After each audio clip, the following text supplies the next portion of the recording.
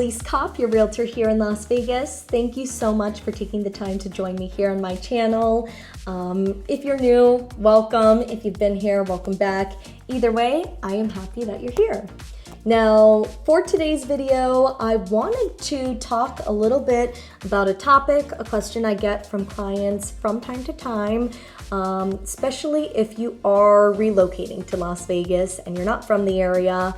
And that question I get, you guys, is going to be, is Las Vegas still a good place to retire to? We're going to talk a little bit about some of the pros and cons to retiring here in Las Vegas. If you are new to my channel though, I do want to take this time to introduce myself. My name is Elise Kopp. I live here in the greater Vegas area. I'm born and raised here. I love living in Las Vegas. Couldn't see myself anywhere else, so I'm a little bit biased. But I help my clients from different parts of the country decide if Las Vegas is the place they want to call home. So if you find yourself considering potential retirement here in the greater Vegas area, or you're considering a 55 plus community, traditional community, new construction, resale, I service the entire greater Vegas Valley, Las Vegas, Henderson, North Las Vegas. Would love to help you if and when you decide it makes sense for you. Also, if you enjoyed today's video or take something away, would really appreciate it if you could take the time to leave a thumbs up on today's video and to subscribe to my channel. It's free, it helps the channel out, and I really do appreciate your support. So now that we got that out of the way, let's talk a little bit about Las Vegas and why it's a popular destination for retirees. Now, there's a common misconception that Las Vegas is for the gamblers. Truth of the matter, it's not just for the gamblers anymore. I myself am not a gambler, born and raised here, but this city is growing in popularity as a retirement destination. So let's talk a little bit about some of those reasons and why Las Vegas might make sense for you. Now, when we're talking pros to living in the greater Las Vegas area, first one that usually comes to mind when I have conversations with my clients is going to be the fact that we do not have a state income tax here in the state of Nevada. We are one of the few states that does not have the state income tax. So if that is important to you, everyone loves to save on taxes, could potentially be a draw to the greater Vegas area. Another thing you may want to consider if you're considering retiring to the greater Vegas area is going to be our property tax cap. Now, if you are in a primary residence, your taxes are going to be capped at 3% year over year, meaning your taxes are not based on the assessed value of the home, but it is based on the actual property tax bill, and you do have a 3% cap if it's a primary residence. If it is an investment property, you're capped at 8%. So definitely something to keep in mind. That is part of the reason why property taxes are as low as they are, especially when we're talking already established homes and communities. Property taxes are pretty reasonable, so something to consider. Another thing to keep in mind if you're considering the possibility of retiring here in Vegas is going to be the fact that you have easy accessibility. Whether it is to your closest Costco, Trader Joe's, Albertsons, medical, restaurants, so on and so forth, you're gonna have really easy accessibility no matter which pocket you live in the valley, whether it's Las Vegas, North Las Vegas, or Henderson. You are never gonna be driving more than 10 to 15 minutes to your closest grocery store, restaurant, medical, so on and so forth. So definitely something we get spoiled with here in Las Vegas and larger cities, like out in the Midwest, in the Chicago area, New York. That's where I have a big chunk of my family. They're used to potentially driving much more than the 10 to 15 minutes. So definitely something to keep in mind if you're considering retirement in Vegas. Another thing to keep in mind, kind of tagging on to what I just shared with you, is going to be easy accessibility to the airport. No matter where you live, even if it's on the outskirts or perimeter of the Vegas Valley, you are never going to be driving more than 25 to about 30 minutes to the airport. or the Las Vegas Strip. So if you like the idea of taking advantage of the entertainment and the cuisine that you get on the Strip, or you're a frequent traveler, something to keep in mind, you're never going to be driving more than that 25 to 30 minutes to the Strip or the airport. Another factor to consider if you're considering retirement in greater Las Vegas area is going to be our prime geographical location. Not only are we a few hours away by car to the California beaches, about an hour flight to some of those beaches, but you also are just a drive or flight away from Arizona and Utah. So if you like the idea of having easy access to our neighboring states, definitely something to keep in mind. Another thing to consider, especially when we're talking neighboring states, is going to be the fact that we have a lack of natural disasters here in the Las Vegas area. We don't really get the wildfires unless you go up to Mount Charleston, which is away from the valley. You're also not going to find extreme blizzards or hurricanes or tornadoes. So if you like the idea of not having to worry about some of those natural disasters, definitely something to consider. One of the neat things I love about this city, as someone who is born and raised here, is the growth we've seen here in the valley. I mean, you look at sports alone, you guys, in the past decade, and we've got almost every major sport here in the valley. Most cities don't grow at that pace, so whether you're drawn to the sports or the entertainment that Vegas has to offer, city is actively growing, and we've got so much, I mean, in our backyard. And tagging on to what I shared with you about sports and entertainment, one of the other things I love about being part of this city is the great cuisine. We have world-renowned chefs on the Las Vegas Strip. I will tell you though, if you like good food, we've got so many amazing chefs from all over the world off the Strip.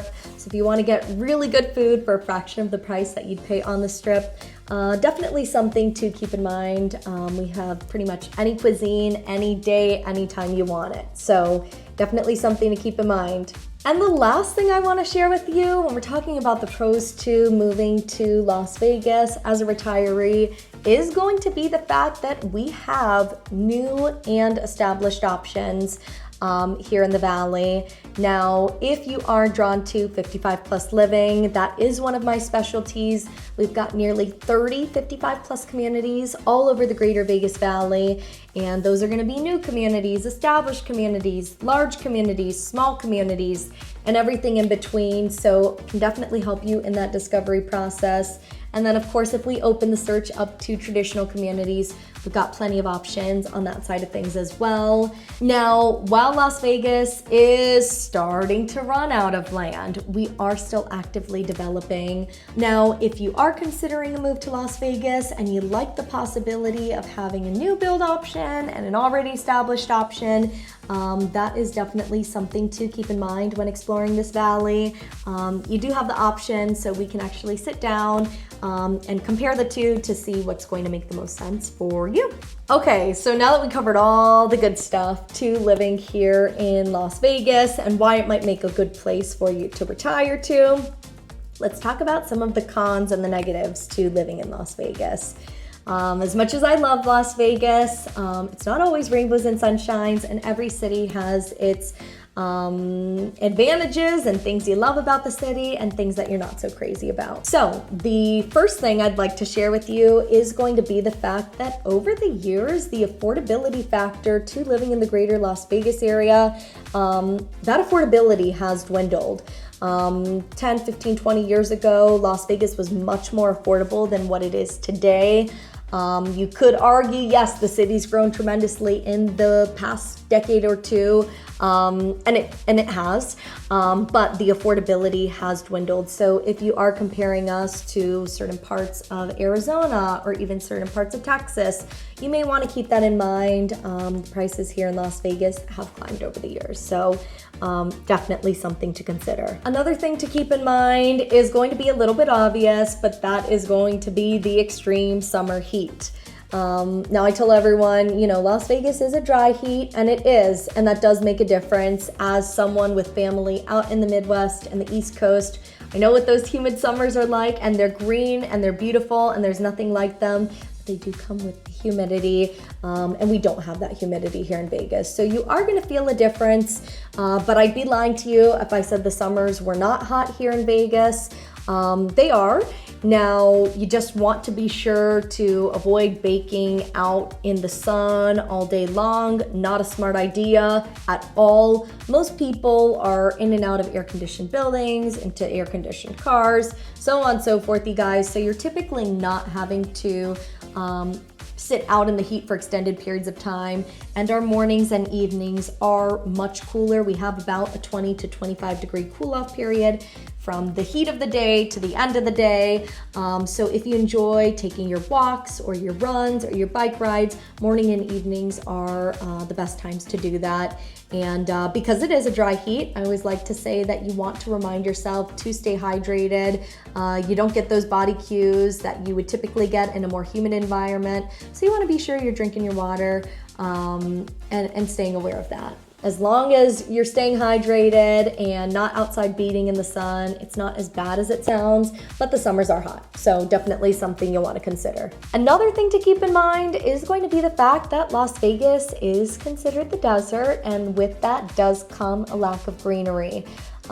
We do have all sorts of beautiful desert landscaping here in the valley, but if you are coming from Pacific Northwest or the Midwest or the East Coast, where you are used to much more greenery, there may be an adjustment period. Las Vegas, because we're the desert, we're just not going to be as green. So definitely something to keep in mind and consider.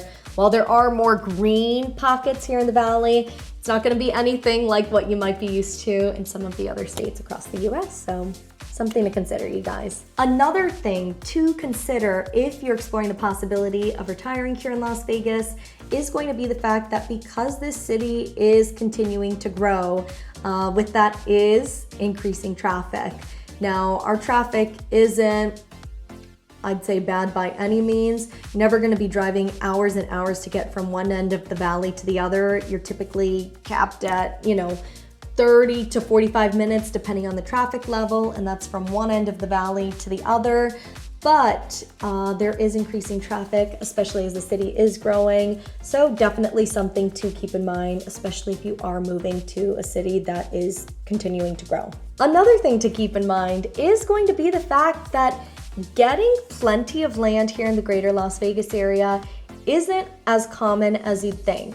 Now, unless we're talking already established homes that were built in the 60s, 70s, 80s, when land was much less expensive and readily available. Now, there's typically going to be less land here in the greater Vegas area than what you may be used to if you're coming from lots and lots of acreage.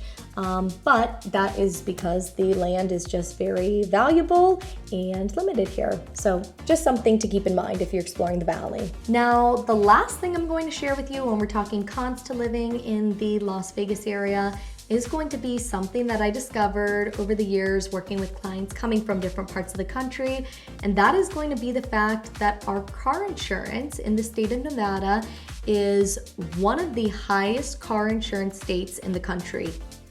So do your due diligence, do your research. Obviously, it's all subject to what you're coming from and what's familiar to you. But definitely something I do want to caution you if you are coming to the greater Vegas area. So we covered some of the positives to living in the greater Vegas area. We covered some of the negatives. And now, what it's really going to come down to, you guys, big picture, does Las Vegas make sense to you? Are the pros going to outweigh the cons? That is such a personal decision to make. What I would like to be is just a resource. So if you have questions about living in Las Vegas or are considering making a move here to the Valley, I'd love to jump on a call with you. I will leave my phone number here on the screen along with my website. I'd love to learn about your story, see where you're coming from, see if the greater Las Vegas area might make sense for you, and if we're a good fit.